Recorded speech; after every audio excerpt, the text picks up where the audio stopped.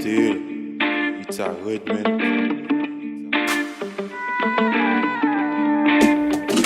KFC está de bar viaje más en lo cual te trata el game de chicken. Nos lanza el popcorn chicken, arriba el menú awe.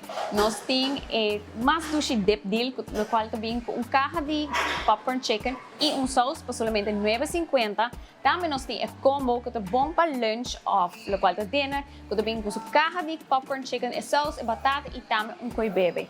Y si la gafop es nanan puti más hamburger of es unan que share un comida, el popcorn chicken shareable bucket combo perfecto para ito bing com 2 porções de galinha, 2 porções de french fries, também com 3 sauce e se lhe agafou 2 koi bebe. Ito available desde Awe e acaba de tour e tiene ng kuting Rondi Aruba. Nos tem 4 localidades, Santa Cruz, San Nicolás, Palm Beach e também Oranjestad. Nos tem 3 diferentes opções. Nos tem a snackable option, que tem mais sushi dip deal, nos tem a combo e nos tem também a shareable bucket. Então, depende da quantidade de hamburger que a pessoa tem e também a ocasião. E também o horário de lo qual te trata exato. O mais sushi dip deal, que tem um snack, está $9.50. E combo consiste de todo produto na aqui, está $17.50. E a shareable bucket, está $29.50.